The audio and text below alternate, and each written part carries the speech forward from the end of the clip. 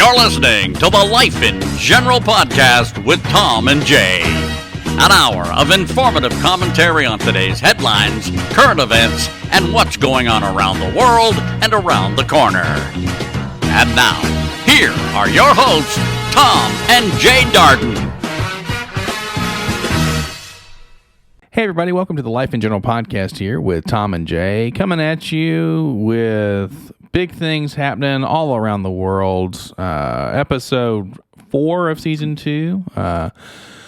We've been around the world, folks. It has been something else. And especially today when you have all the, this will be quite topical, all the issues of a major theme park and a major zoo. If you remember that reference, and tell us what episode that's from. But we're going to start this episode off the same way we do every time and ask the man of the hour how he is down in sunny Ecuador. I see he's repping today real strong with flags and jerseys of languages he does not know. So it should be awesome. So, hey, Dad, how are you? I'm doing good. I'm doing good. Sometimes you just got to, when in Rome, do as the Romans do, right? That's yes, right. Or when in Ecuador, get robbed at gunpoint when you don't have a gun yourself. Yes, and I want to throw that in right off the bat for all my biker buddies. Ba-ding. They passed a law in that, I don't know that it's bled over into the city that I live in, but in the big city of like 5 million people in Guayaquil, where the international airport is, they passed a law where 2 males cannot ride on a motorcycle together, because what the gangs were doing and the criminals, 2 guys would ride up, one would jump off, they would rob somebody, jump back on the bike and take off, and they were gone. And I mean, it's like a split second in and out, and then it's like, well, where did they go? Well, I don't know. They made a right at the first street on the right, and we hadn't seen them since.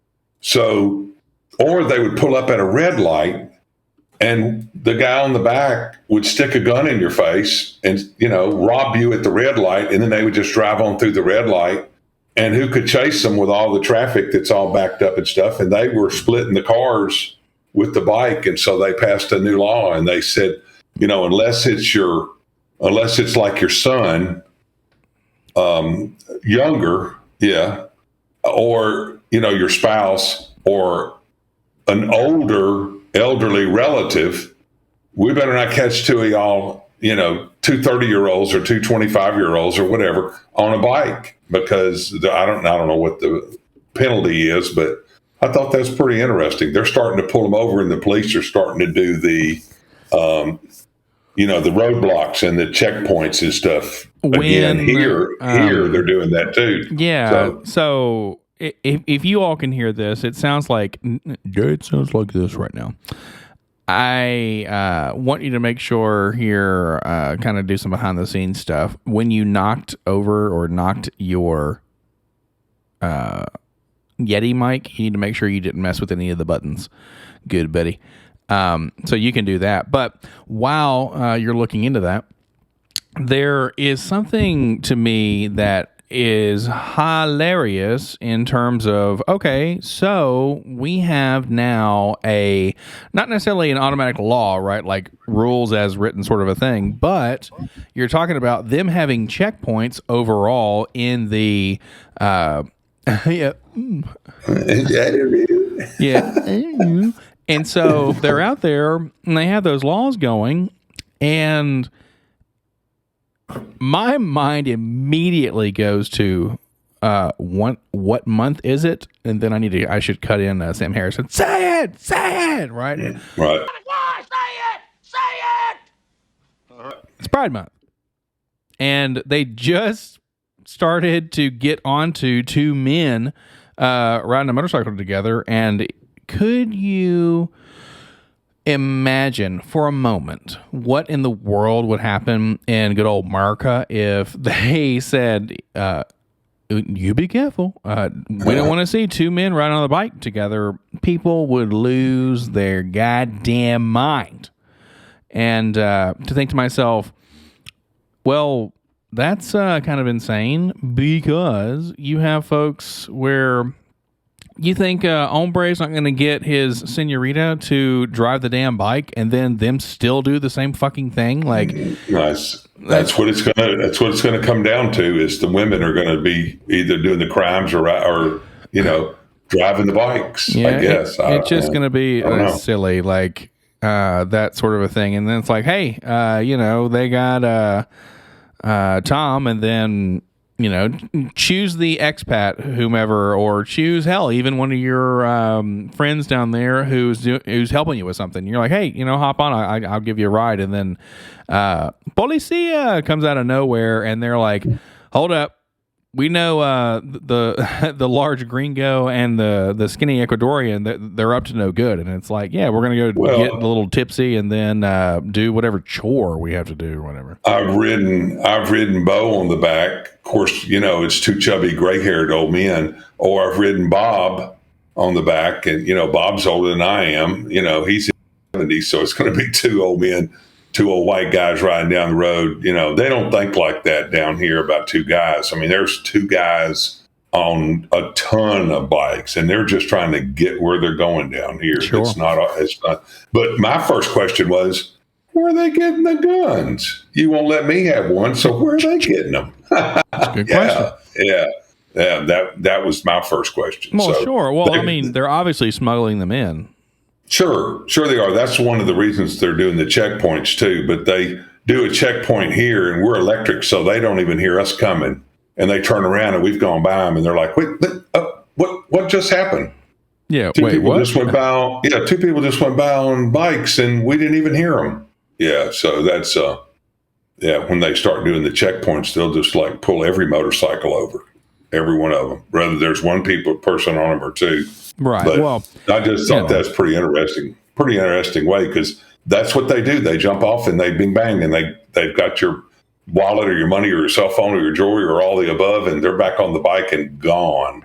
And it might be a 125 going, but they're on it. Well, I was going to say, if they're going 25 miles an hour, you can only maintain that speed for under a minute. So right, yeah, they're Audi 5000.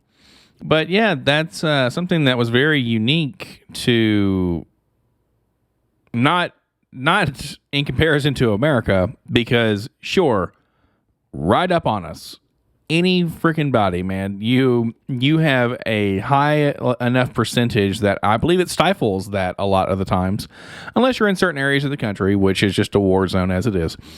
But they're like, I think it was in Europe as well, where there is literally just a higher percentage per capita of people being robbed, because there isn't and what I mean by that is home invasion, stuff like that sort of a deal, because there isn't the threat of somebody straight up saying, you're going to walk through the door, you're going to get an AR, shotgun, a 12 gauge, a 357.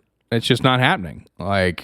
It's the threat is not there. And the threat of retaliation. Now, granted, you might say, well, yeah, but there's less this and less that. And I'm thinking, well, there very well may be, but I would say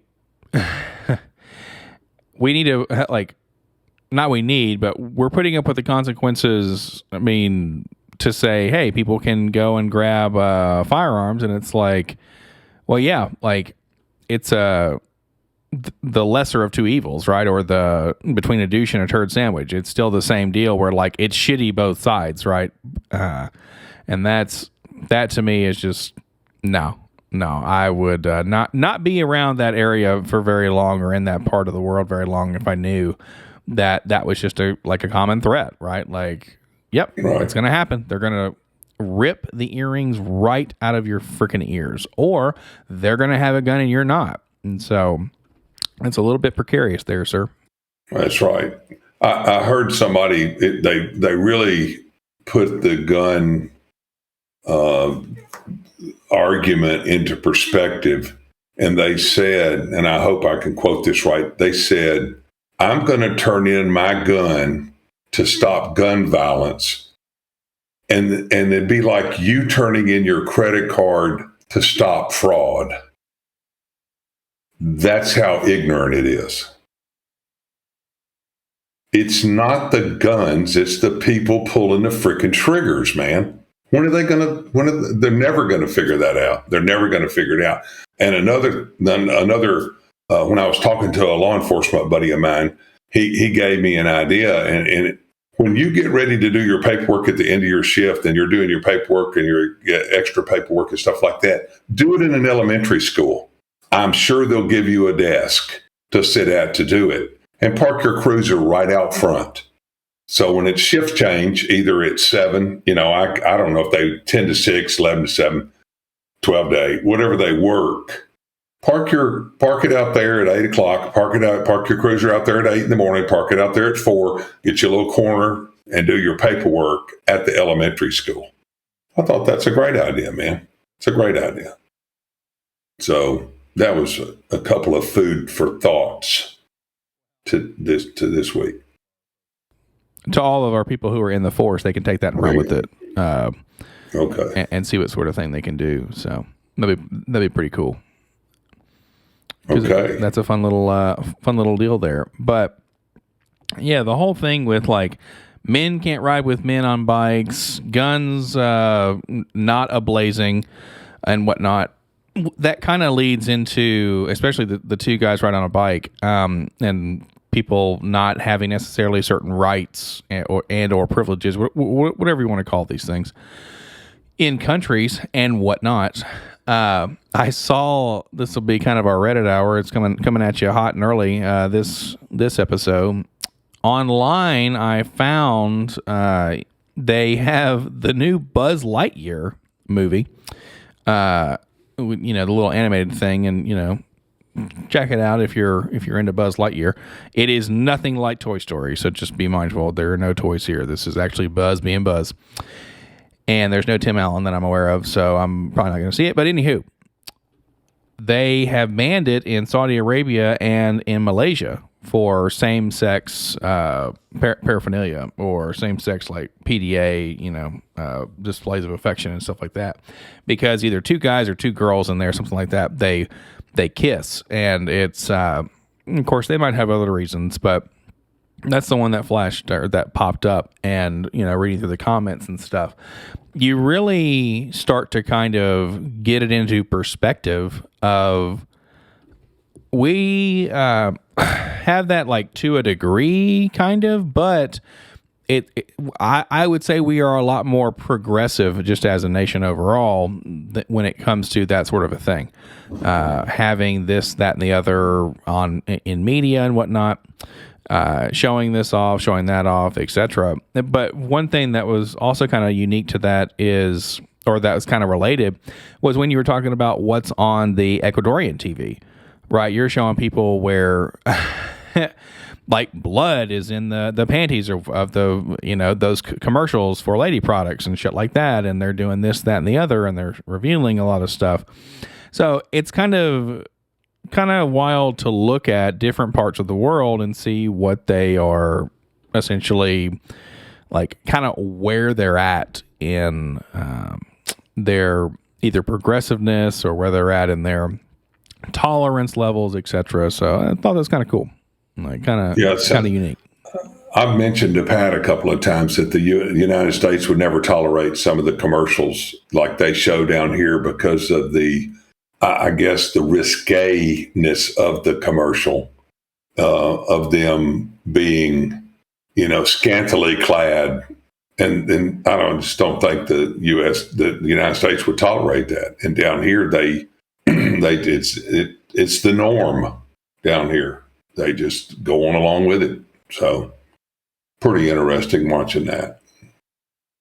Like when they're advertising the iWalk Pro, which is a treadmill, and the people that are on it. Of course, there's never any heavy people on the iWalk Pro. They are always, this big around. It's ridiculous. Well, so, they never show you the fat person doing the weights or the or sit-ups or shit like that. Yeah. What's it called? Yeah.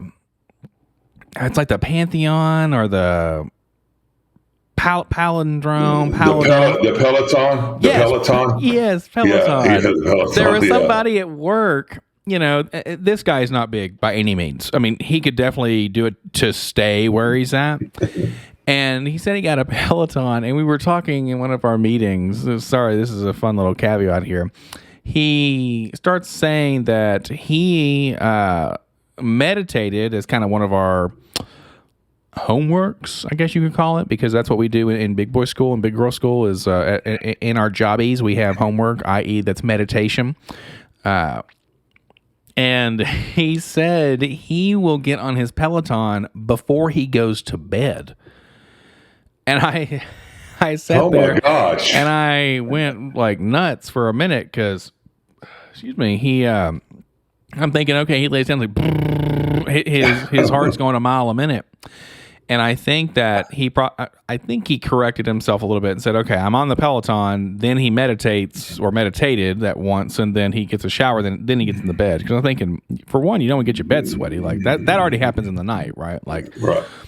Don't make it even worse. And then the whole meditative process, like, it's great, but 100%, because I've done that before myself.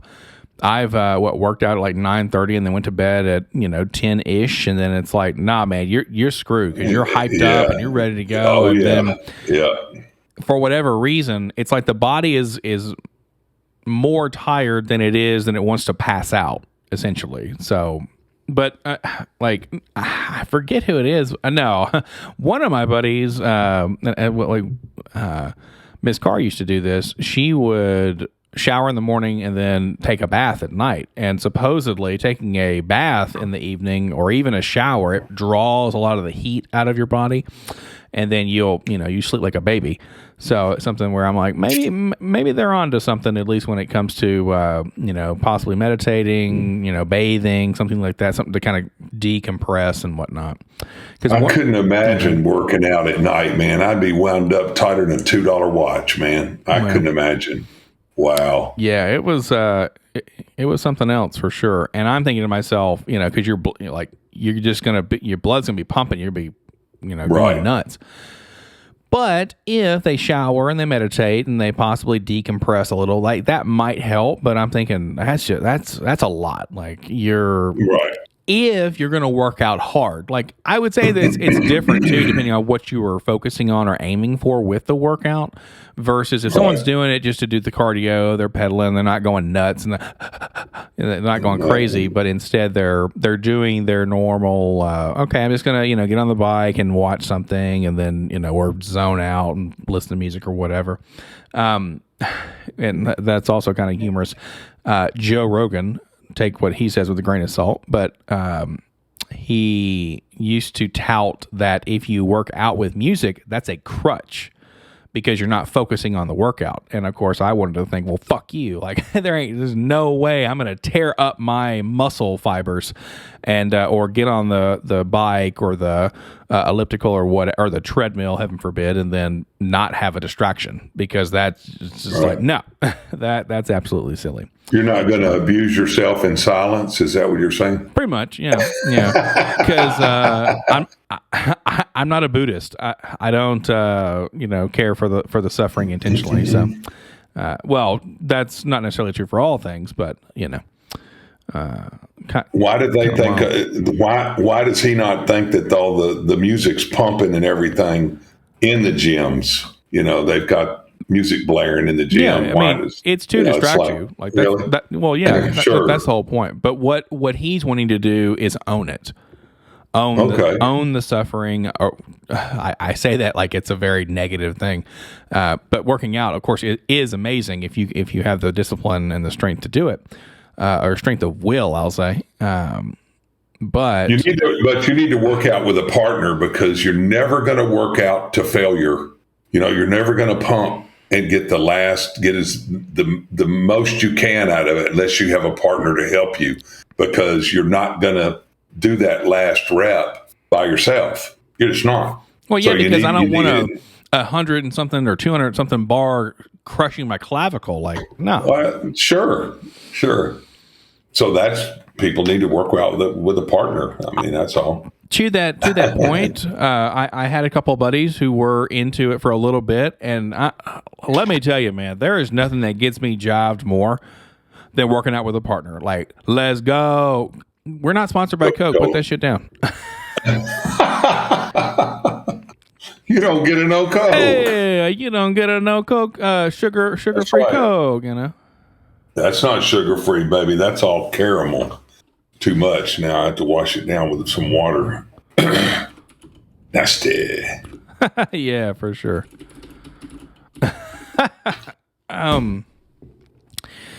So, to that end, speaking on that, I went nuts when I was working out with the few people who would do that sort of thing and working out and all this stuff, because it is, I mean, it's contagious, especially in the right crowd. Another good example was we were at work. This was like 6 months, a year or so before the pandemic happened, and I had some people at work, and one of the things that I was talking about, like, I just want to be able to do more push-ups. Like, I need to just be stronger physically, where if I had to, in my crazy mind, I'm like, I just need to be able to be more like athletic, essentially, or just be a little bit stronger. And right. I was, and so I told them, I was like, one day we were just like randomly talking about, like, I need to work on this, work on that, or work on this. And I told him I need to be able to do I want to be able to do more push-ups. And then the guy, like our ex-Marine boss, is like, then just do more push-ups. Like, just do it. Like, just physically start. Drop and give me 20. Yeah. Right. So what that started, actually, for like 2 months, maybe 3 months, because of course everything dies out. Like, come on, except for the Life in General podcast. Like, comment, and subscribe below. Yeah, tickle the bell, etc. A lot of stuff die out, but we got it to the point where it was he and I in his office, and we would do like 10 or 20 or 30 or however far we got. Then we had another person who was like, well, what in the world are you guys doing? And we were like, well, we're just doing push-ups, every morning. So we would do it 5 times a week or whatever. We were like, hey, we are doing, 10, 15, 20, 25, 30, whatever, how many push-ups we can get in, we're just going to do them. Well, go. And then this lady was like, I'm in. Like, can I do it? I'm like, anybody can do it. Like, it's all good. By the time we were done with this, we had like 15 people. Everybody would go in the conference room and be like, let's go. And then we got up to the point where some people they were cranking out like 50 at a time. And we would just get in there and be like, all right, y'all ready? And we're like, yep, let's go. Count it out. Boom, boom, boom. Do your stuff. It would take like 5 minutes. It gets you away from your desk a little bit. You get some camaraderie in. You bullshit a little bit. And it was awesome. So being a part of that sort of a thing was wonderful. And so to that end, having an enormous group is great. But then even having the partner, like, I agree wholeheartely. You're not going to push yourself to the limit because for one, out of self-preservation, right? Like, if you do something to failure, well, okay, something's failing. You want your body to not fail most of the time, right? So you don't want to get stuck under a weight or make it to where you can't walk or whatever. But with that partner there, that little bit of competitiveness kicks up a little bit, and you're like, oh, I'll show you, and you just start going nuts. And they push you to they push you to do the best you can. Sure. Or to exceed your limitations, so. Yeah, it works pretty good. Yes, it does. But yeah, so sorry, that was called a tangent in which we went down this hole, and I was following a rabbit with the timepiece. So that's nuts. Okay. Speaking of tangents, the border crossing. Mexico has started giving the caravan, they're passing out 30-day visas, and they're giving people 30 days to get up to the United States. And they're clearing the way for them, but they're giving them these papers. So they've got a 30-day visa in Mexico, because without any paperwork, you can't ride a plane, a bus, a train, I guess a burro. a jackass. You can't ride anything without paperwork. But now that they've got this paperwork, they can expedite their travel to America. That's kind of wild. If you stay past the 30, and I don't know why Slow Joe hadn't picked up the phone and called the Mexican president and said, hey, dude, slow down with this. We don't need all these people up here, because they want them to come so they can stick them in and make them voters. But if you stay longer than the 30 days, then you have to apply for, a visa, a permanent visa to live there all the time. Well, but, this border thing. Wouldn't that be better if they came about in such a way where if you were forced to do that sort of thing? But they're not coming to the port of entry. They're not coming to the port of entry. They're just crossing the border wherever they can. They caught a guy with 22 pounds. Was it 22 pounds of fentanyl? Said it was enough to kill. Lord, man. Yeah, like 8 horses. It was enough to kill 5 million Americans. Okay. Yeah. Crossing the border last week. Okay, but hold on. That sort of a thing where, like, crossing the border does this. Well, yeah, but sugar kills more Americans because they make people obese. Like, we're not. It's affecting the whole country, man. It's affecting the whole country. And one of the people described it the other day, one of the Border Patrol agents, and I thought this was interesting. He said, we've got a broken arrow at the border. We have lost operational control. Cut in, broken arrow, John Travolta. This is out of control!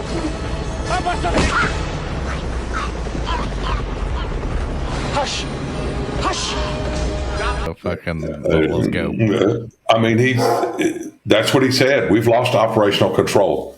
So the people are running the border. The cartel's running the border. The Border Patrol and the United States is not running the border anymore. The Mexican cartel is running the border. Okay. And they talk about how many millions of dollars a day they're making in drugs and guns and smuggling people and stuff. It's ridiculous, man. This time, year to date in 2020, you had 17,106 people cross the border.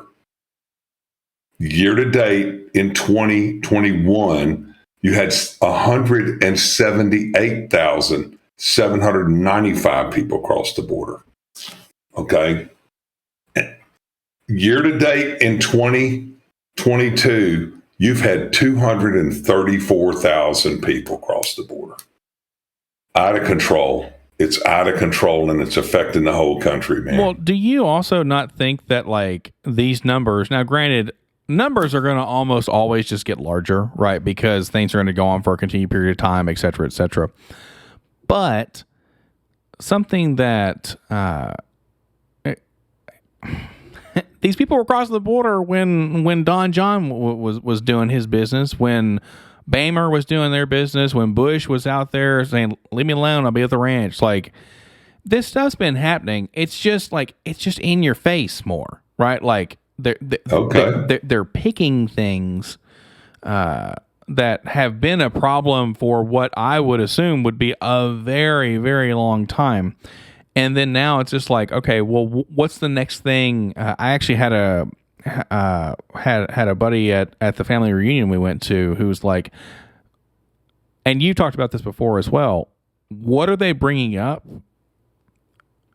Because, like, what are they hiding? Right? Like, what's behind that message? Because, yeah, we talk about border. And then it's like, okay, well, if they wanted to, like, actively do something about the border, well, they could just start to get the several weapons that I know we have and just keep it going. They're intentionally not doing anything about the border. You got the whole wall down there stacked up, rusting, already all paid for, all the materials and everything to complete the border wall across there to stop this bullshit. And they're intentionally not doing anything about it. And people don't understand they're undermining America, and this is going to cost us in the end because it's affecting the whole country, man. It's not just, Texas and New Mexico and Arizona and California. It's just not the border state. They're shipping them all over the world, all over the United States, man. It's ridiculous. So how does it affect us?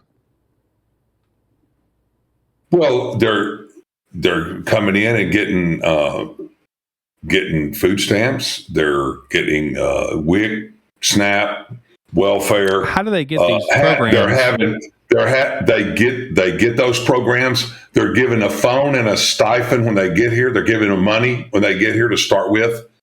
They're not registering as citizens. They're going out and working for people that want to pay low wages. Instead of paying the Americans, they're paying the illegals to come in here and do that stuff. So there's a whole array of how it's affecting us. How it's affecting you. But anyway, I just thought that was interesting. It's a funny way of putting it, broken arrow. I hadn't heard that term in a long time. Right. And one of the things, like one of the reasons I'm chuckling is because, of course, all I can think about is John Travolta and I can't. Hold on a second. I can't remember. Christian Slater. Yes, sir. Yeah. That is exactly right. They're out there, and oh my goodness, what a trip of a movie that was. So, but it's something that it definitely is quantifiable, right, in terms of how it affects us. One thing I would say that is mildly difficult is to figure out the best course of action, right? Like, what is the next step? Like, what do you do, or what do you suggest should happen, in the next 60, 90, 365 days, right? Like, how do you stop it? You got about 52 or 53 days to November the 8th. You vote them all out. Vote them all out and start over fresh with people that realize what the hell's going on. Because these people don't have any. It's just like that damn clown show they're putting on TV, the January 6th bullshit that they're putting on TV. That's just that. And Congress has no authority to conduct a trial. Segueing into January the 6th clown show, their job is to legislate. Your job is not to put somebody on trial or to investigate people. Your job's to legislate. So you got no business trying to hold a hearing or a trial or trying to get somebody. That's not your job. That's not your job. And it's basically falling on deaf ears. Americans they're fed up with that bullshit. They don't want to hear about it anymore. They don't want to hear it. I would say in the effort to remain outcome focused, right, we should work on the here and now and the future, right, versus trying to rehash, reminisce, do this, that, and the other, and say, look, like, if there were things that should have been prosecuted, blah, blah, blah, that would have happened already, right? Like, you would think, yeah. Most of the things we're on freaking film. I mean, do you think there's a place without more cameras in the U.S., which is around the Capitol, around this, around that? And it's like, okay, move on. Talk about things, like gas prices, or like still being involved in sending money to places that in reality, it's like, hey, folks, why don't you ease the burden on the folks here? Right? Just so you know, your vice president's trying to send like $5 billion down to the triangle of Latin America countries to ease the pain of whatever pain they're having. Mexico, Guatemala, Venezuela, all this kind of stuff. You're trying to send American money down there. They don't. No, you don't need to send any more money anywhere because they're coming up here. She thinks she can pay them off to not come up here, and it ain't happening. It ain't happening. Vote them out, man. Vote them out. But what I want you to do is I want you to go fill up your car with gas before you go to the polls on November the 8th. Because that's going to be a stark freaking reminder of what the hell's going on. once you go fill your car up with gas, or your truck or your motorcycle, whatever vehicle or means of transportation you have, go to that gas station right before you go vote and see how you roll down that ticket. Well, I would say for sure, like, I don't think necessarily that if you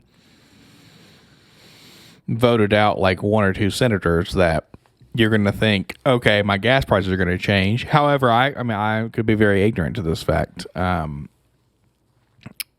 are too many players who are corrupt that is going to affect really that stuff. And we've talked about it before, right? Like, there's going to be more than one or two that fall, senators, and a shit ton of House of Representatives.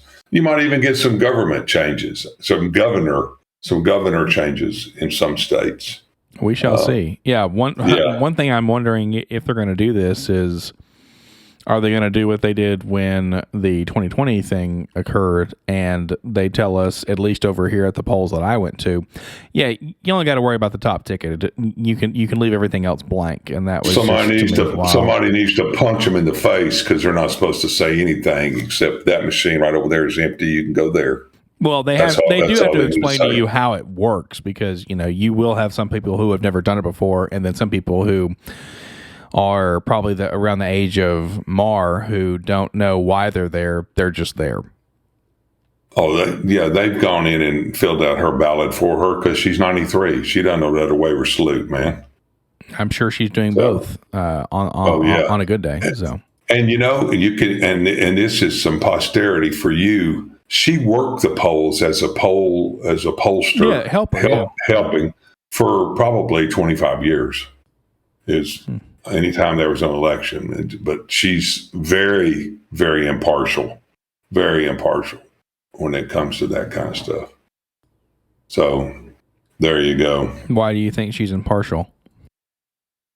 Because she knew it wasn't her job. First of all, she was a legal secretary, so she didn't. Yeah. It was. She knew the legalities of it. It's none of her business who you voted for. So she was the legal secretary for umpteen years. And so she just would go in. I don't know why she started working them, but she did volunteer. Well, there's something to do. I mean, she was volunteering all the time, man. Like, it's like once a year to do the election or something. Sure. So it wasn't full time, part-time job, So. Well, okay. Let's not discredit someone for volunteering, but okay. Yeah. So I have to ask you, what are your thoughts about the assassination attempt on Brett Kavanaugh? I do not know about that. Supreme Justice, yeah. Hold up. When you say assassin, yeah. Oh, cut in. Hush. When Dad does that. Yeah. One thing that I need to figure out here is a little bit of the specs of what you're talking about, because some people will say a briefcase sitting out somewhere is a bomb threat, right? So can you define to me what the parameters were of said attempt?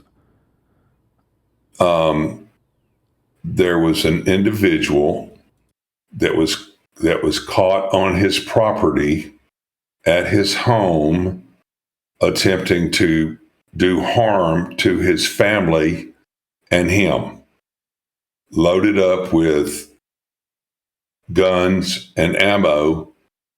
And I don't want to say a manifesto, because it wasn't. It was just, this is why I'm here, because today or tomorrow could be when they vote to overturn Roe v. Wade.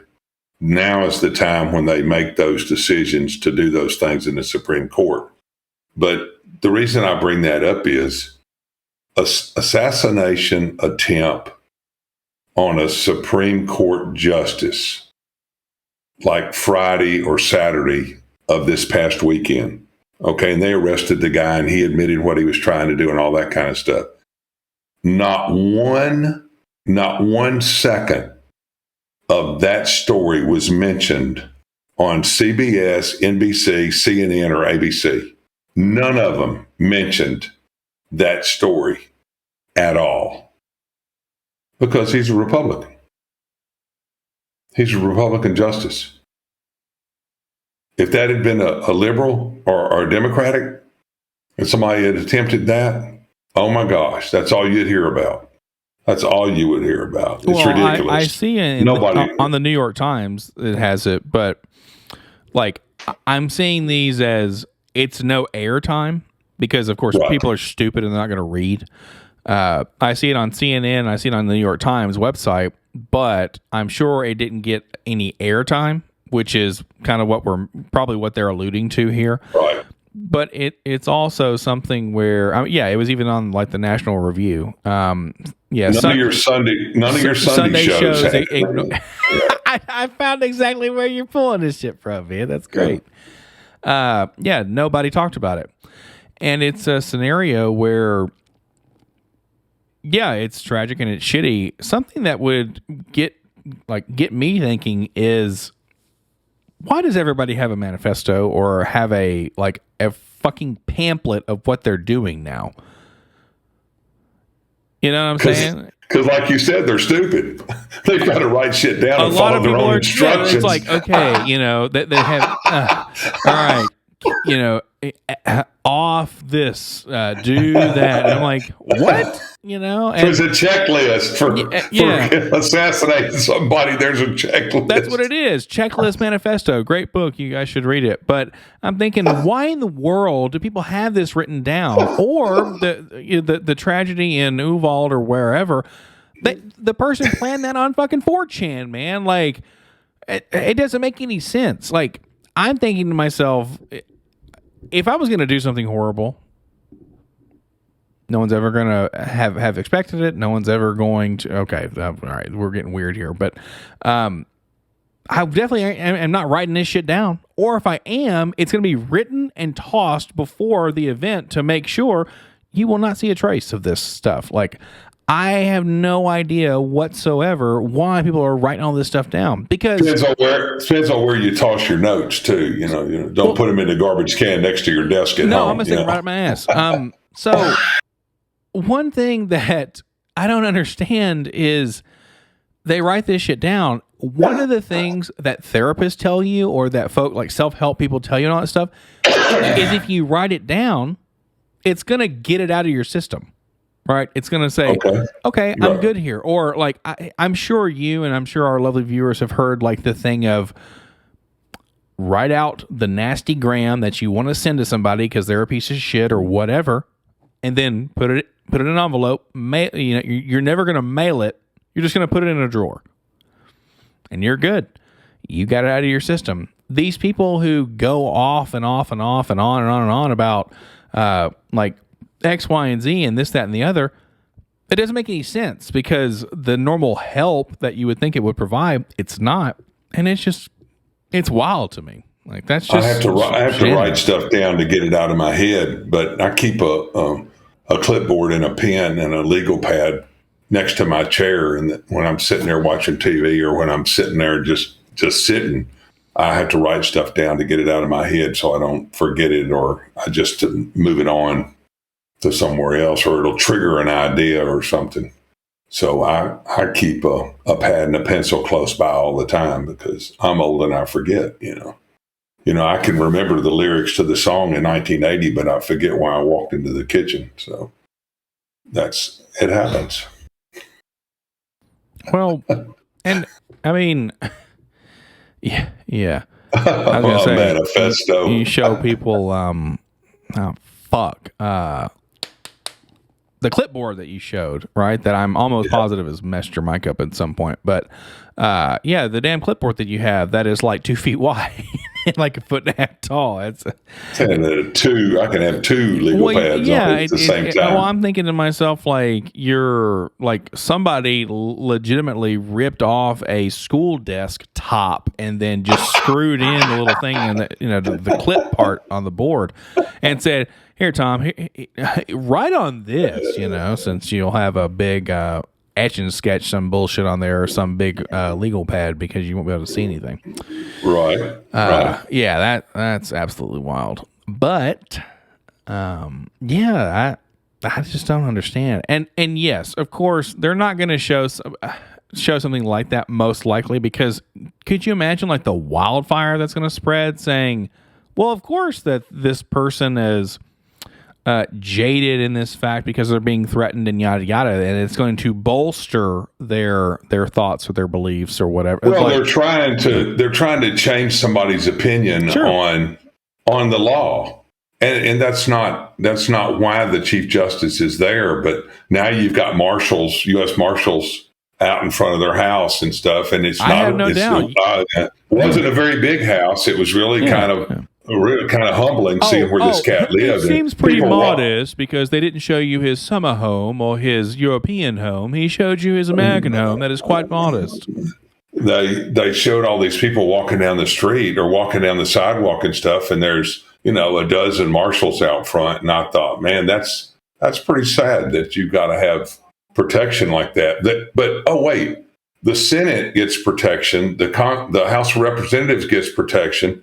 Nancy Pelosi gets protection, the president, vice president, but the chief justices, there's a proposal that's been in the House and the Senate for a month to get them the same protection that they give to the House of Representatives and Senate, and they're sitting on it, and they won't pass it and give these people protection. And our tax money pays for their protection. That's the crazy bullshit part of it is we're paying for their protection. So why don't you go ahead and put something in the budget for the chief justices to be protected too? Because now they're talking about they're encouraging these kooks and nut jobs to go after Amy Coney Barrett's children. They're encouraging them to go after her children now, and that's out of line, man. That's out of line. That sounds to me like fucking Captain Hook, where it's like, Peter, I'll go after your children's children.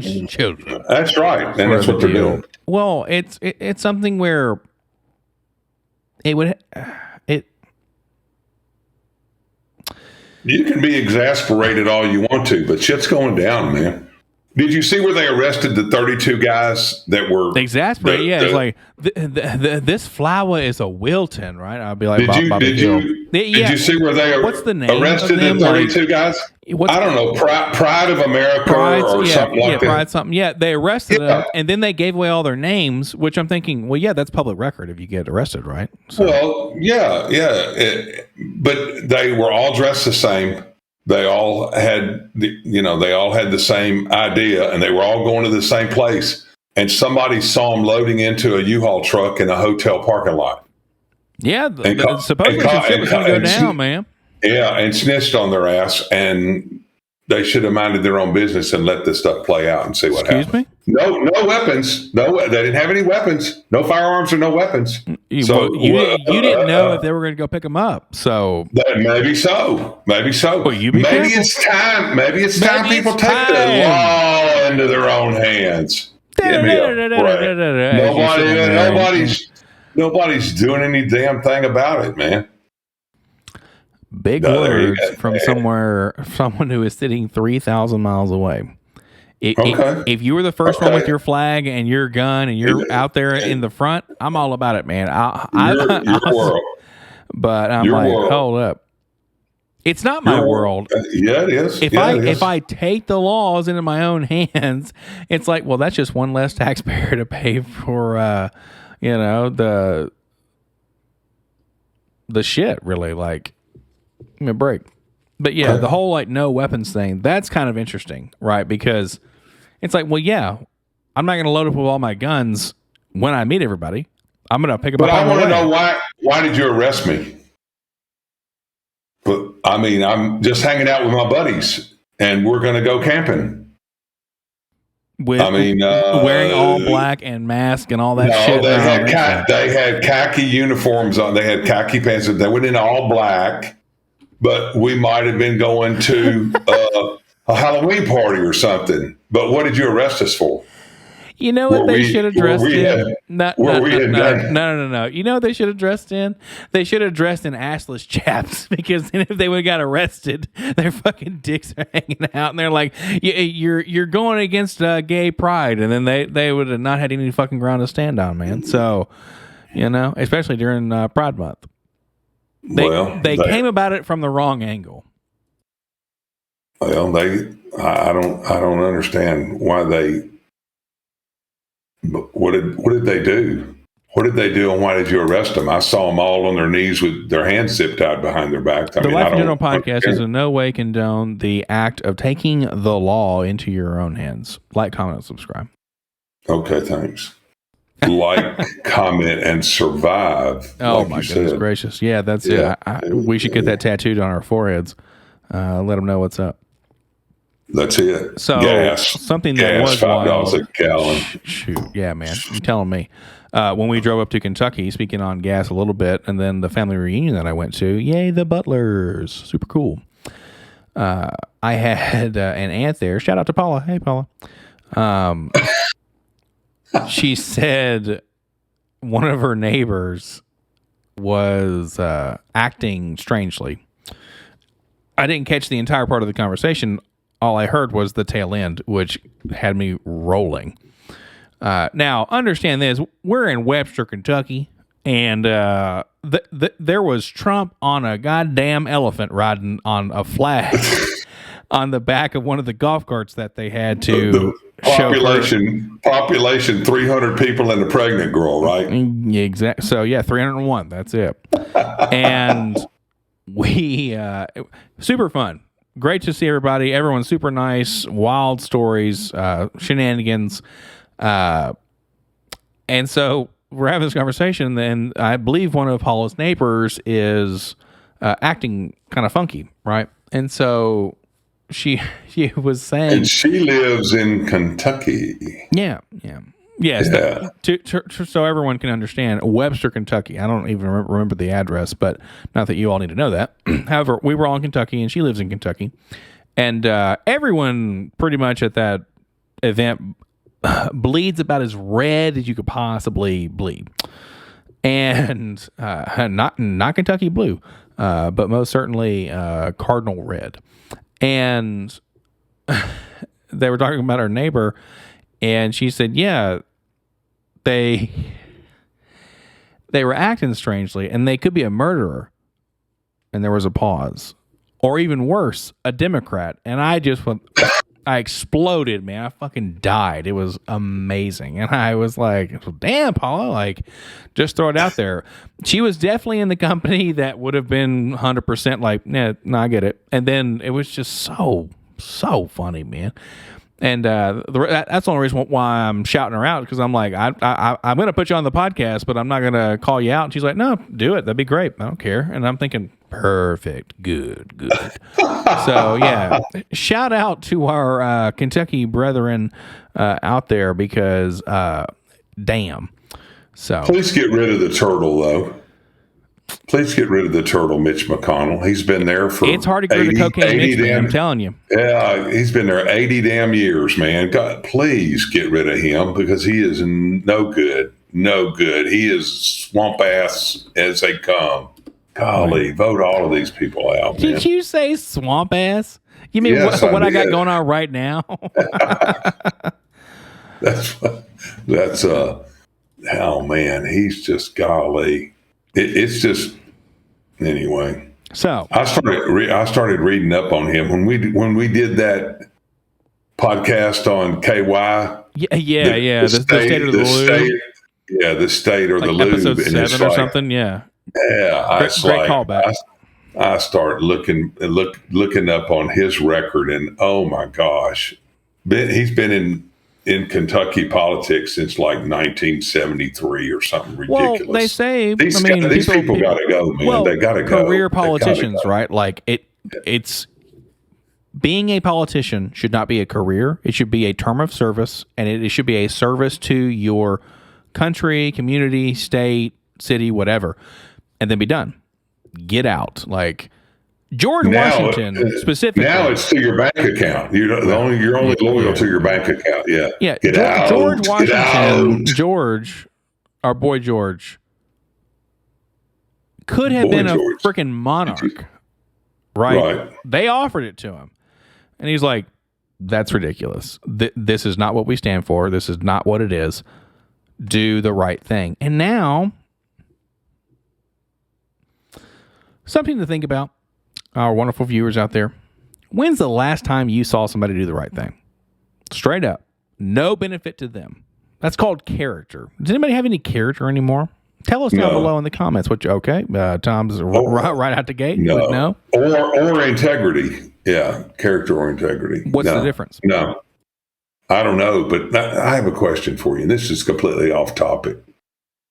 What is they're passing these gun laws, about straw purchase, and you got to be 18 to do this and that and the other. What is the boyfriend loophole that you've got access to a turbo computer? They said they're going to close the boyfriend loophole. What in the world does that mean? I've never heard of such a thing. Now, straw purchase, I know what that is. That's when I buy a gun and give it to you because you can't buy one. And I understand that. But because they ask you on the form, are you buying this gun for yourself or somebody else? And if you're ignorant enough to go somebody else, then they're not going to sell it to you most likely. But okay, so the boyfriend loophole, what is it? Federal law prohibits domestic abusers from having guns, but only if they have been married to, have lived with, or have a child with the victim. It does not otherwise prohibit abusers dating partners from having guns. This gap in the law is known as the boyfriend loophole, and it has become increasingly deadly, as this thing says. I'm on everytown.org, whatever the hell that is. Okay. The share of homicides committed by dating partners has been increasing for the past 3 decades, and now women are as likely to be killed by dating partners as by spouses. I.e., another thing that they talk about with basically don't date, marry, copulate, or anything. People with dangerous histories must be prohibited from having guns. Federal law prohibits gun possession by certain categories of people. States also set standards for who is too dangerous to have guns. People prohibited by the federal or state law will fail a background check if they try to buy a gun from a licensed dealer. So, quick little caveat into this. Federal law prohibits certain categories of people from having guns, including convicted felons. Now, abusers under final domestic violence restraining orders or convicted of misdemeanor domestic violent crimes if they have been married to, lived with, or have a child in common with the victim. People with dangerous mental illness, fugitives from justice, and unlawful drug users. While the federal law applies in every state, without matching provisions in state law, in-state officials generally cannot enforce them. So that's important. States can also fill gaps left by federal law and set even stronger standards. So kind of wild. So the nude picture of Hunter Biden with the crack pipe hanging out of his mouth and the gun in his hand with his finger on the trigger, he's a known drug user. That was number 5 that you said. He's a known drug user, and they sold him a firearm, so that's a felony. No, it's an unlawful drug user. If he was in a place where is an unlawful drug. If those drugs were legal in the place where he was consuming them, that's not the case. It's not going to be legal to smoke crack cocaine and have a firearm in your hand, standing nude, and a picture be taken of you standing over a woman in the bed. Oh yeah, that sounds like a good time to me. So why don't you chill? It must be true because it was on the internet. It must be true. The internet holds all information. That's what we call absolutely outrageous. So, and don't be envious of Hunter. Okay. Well, oh my goodness, Mr. Potato Head pops out there. That's what we should have is a Mr. Potato Head hour where he just fucking comes out of the woodwork and is like, check this out, boys and girls. Look what falls out of my ass. So, but, all right, you just about yeah. Bloop. Yeah, no shit. So we just about hit our hour mark there, sir. Is there anything else you would like to talk about with our lovely audience members? Vote them out. Vote them out November the 8th. Get them the hell out, man. Golly. That's all. I'm good. The hell out. Yes, get out. Get out. Get out. Remember, you have the power to stop forest fires and to vote people out of office. So, Yes. But understand this. Be smart about it. Don't just follow like sheeple. We are smarter than this. The person is smart. People are dumb, panicky, stupid, you know it. But the person, an individual, can be intelligent. So please do your research, understand the implications of your actions. We understand now that a lot of things don't necessarily come with repercussions that are immediate. So please be mindful of that. Oh, yeah. Don't we know? That is most certainly right, yeah. Alrighty. Well, thank you all so very much for watching the Life in General podcast here with Tom and Jay. We love you all, and we will catch you all in the next episode. See you.